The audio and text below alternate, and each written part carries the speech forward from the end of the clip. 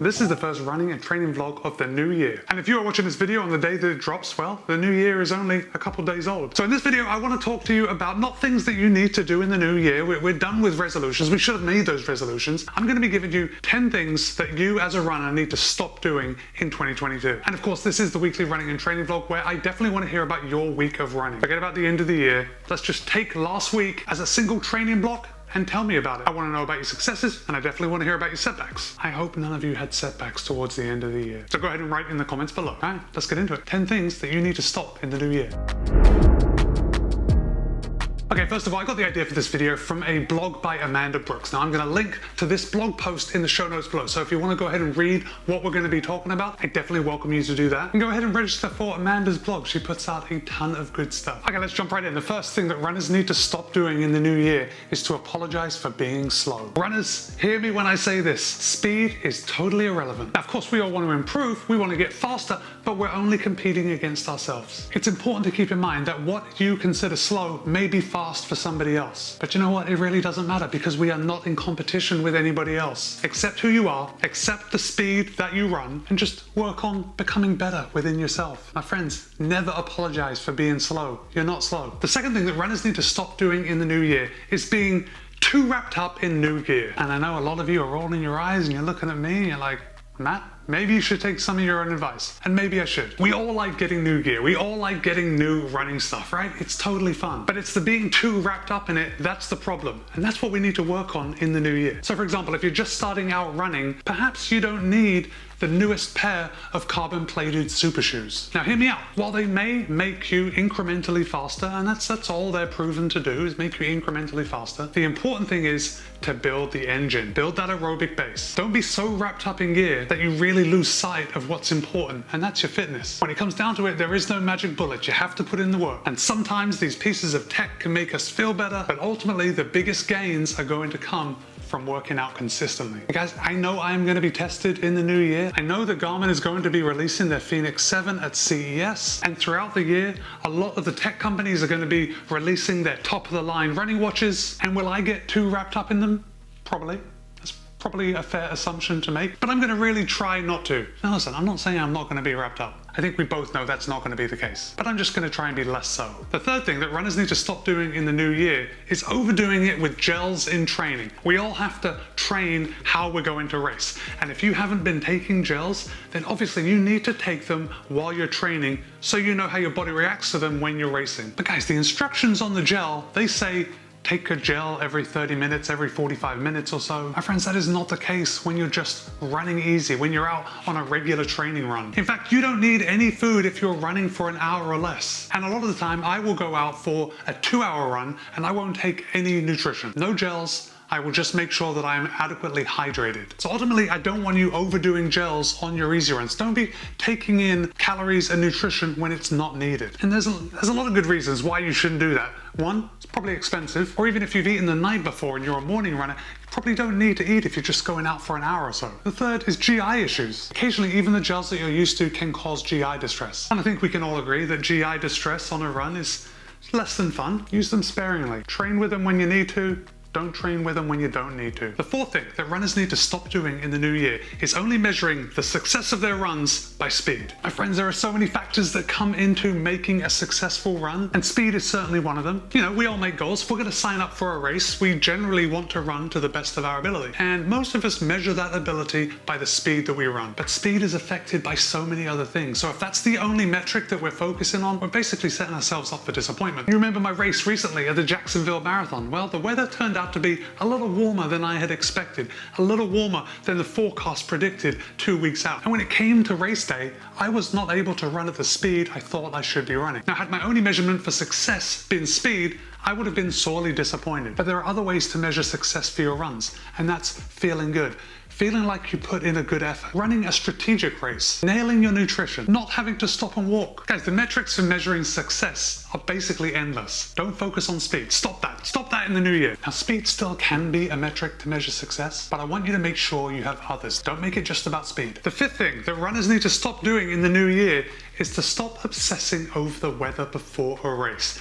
Now look, I know that I have said this, and I gotta tell you, it's highly unlikely that I am going to be able to stop doing this in the new year, but I want you to try, because there is no point in setting yourself up for disappointment so many weeks out. How often is the weather forecast correct 2 weeks out from your race? Very rarely. So you have nothing to lose and everything to gain by kind of moving it forward a week. I would say it's okay to check the weather a week before your race, but no earlier than that. It's not going to change anything, and by checking it, it's only going to make you stressed. And you know what they say, the secret to happiness is low expectations. The weather is the one thing that you can't change. It's time to end this obsession, and for me, it's going to be easier said than done. The sick thing that runners need to stop doing in the new year is putting too much faith in the influencers that they follow, whether that's on Instagram, YouTube, TikTok, Facebook. Does anyone still use Facebook? Just because someone looks like they fit a certain role, or just because someone can run very fast, doesn't mean that they have the recipe to get you to where they are. Just make sure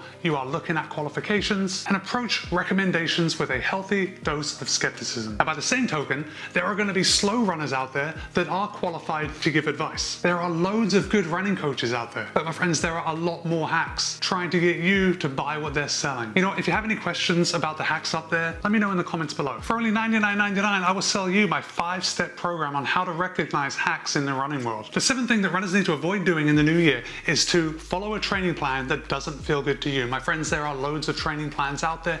There are loads of free ones. There are loads of training plans that you can buy. If you have a trusted coach, ask them to design a custom plan for you. There is no point sticking with a plan that doesn't feel good to you. A case in point is the Hanson's Marathon method. Now, I followed this program leading up to the Jacksonville Marathon, and it worked for me. I really found it helpful. But I've also spoken to other runners that didn't find it as useful. The structure and how they approach their training just doesn't work for everyone. And that's the same with every running plan. There are more than enough out there for you to find a plan that works for you. Don't follow a plan just because someone else said you should. The 8th thing that I want runners to stop doing in 2022 is to stop hating on other workouts. Guys, there is room for more than just running in your life. In fact, cross-training is going to make you appreciate running even more. It's also going to make you a better runner. It's going to strengthen those muscles that might get neglected when you're running. Now, a lot of runners out there, they just don't like doing strength work. They don't like spending time in the gym. They just want to get out there and they want to run. That's their happy place. I know where you're coming from. There are other things out there that will make you a better runner, and strength work is one of them. And so is alternate forms of cardio workouts. It will build that aerobic engine and ultimately make you a better runner, even if that's only because you're not getting injured from running too much. The 9th thing that runners need to stop doing in the new year,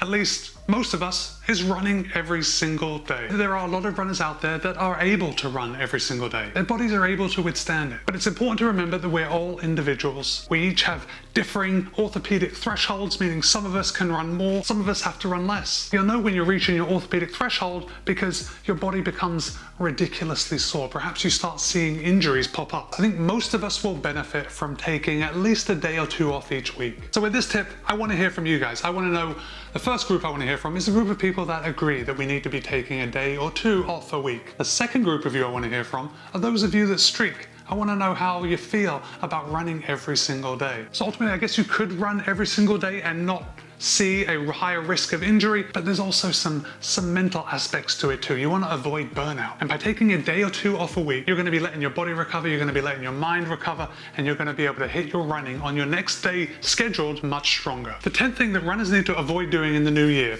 and this gets a little away from running and more into just regular life, but that is to embrace the busy life. Now guys, we're all busy. We all have the same struggles. We all try and squeeze too much into our days. And it's time to embrace that rather than giving it power and kind of making it something more than it is. People love to talk about how busy they are. I know that I talk about how busy I am on a regular basis. But guys, we need to stop glorifying being busy and make time for our runs. And not just our runs. This is a new year, so it's a time to move forward in a direction that we want to move forward in. And that doesn't just include making time for our runs. It includes making time for our families, our partners. It includes making time for everything that's important to us. All right, guys, well, I had a pretty good week last week of running. It was the end of the year and I successfully made my yearly goal. But it started off on Monday with 7.2 miles, very easy. Now, I guess Monday wasn't the best day for me because I did start having a little bit of feeling in my lower hip. It's a feeling that I've had several times before, so I was a bit nervous about it, and I decided I was going to take the next day off. So Tuesday I was off, and then Wednesday when I went out for 11 miles easy, That pain was totally gone. There was no residual discomfort. I felt really good on this 11-mile run. So if nothing else, it really helps taking a day off the second that you feel some discomfort, some pain, something that's just not right. On Thursday, I knocked out 10.2 miles. Now, I was feeling pretty good at this beginning of this run, and I did pick up the pace a little bit in the middle. And I did, I don't know, 2 miles, maybe a little over 2 miles, a little faster. But guys, as soon as I started running a little faster, I started feeling that hamstring issue again that I was having last week. And rather than push it and finish the workout that I really hadn't planned, I just started and I thought I would pick up the pace for a couple of miles. I decided to pull it back a bit early. I know that I finished my run feeling good, and that should be the goal for each of us. So even though I finished the run feeling good, as the day went on, that hamstring really kept bothering me. And here's the problem. Here's the problem I ran into. Because the next day, Friday, was New Year's Eve, and I was very close to my 2021 goal of running 3,000 miles. So I don't recommend that you guys do this, but even though my hamstring was hurting, I had to go out. I just could not get over that. I was 4-point-something miles short of my goal, so I went out and I managed to knock out 5.6 miles. And the reason I went slightly over was just because of the loop I took. It was just a little longer than I actually needed. But with that run, I finished 2021 at 3,000.9 miles. So goal achieved. However, I paid the price. My hamstring was hurting for the rest of the day, so I decided to take Saturday off. And then when I got to the end of Saturday and it came time to getting my stuff ready for my Sunday morning run, I still was noticing my hamstring. So I took Sunday off too. I hope you're proud of me. So I'm actually pretty pleased with myself about taking those days off, because I know it's going to set me up for the coming year. But you know, the week wasn't a total wash. I still knocked out 34.07 miles, which is about 54.83 kilometers. And because I wasn't running, I spent a little more time on the Peloton. I actually had some pretty good workouts on the bike this week. And I did knock out 143.22 miles, which is about 230.5 kilometers. So all in all, a pretty good week. My friends, don't forget to let me know about your week of running. I want to hear about your successes, and I definitely want to hear about your setbacks. Write in the comments below. Be kind, be happy, run well. I'll see you in a couple of days.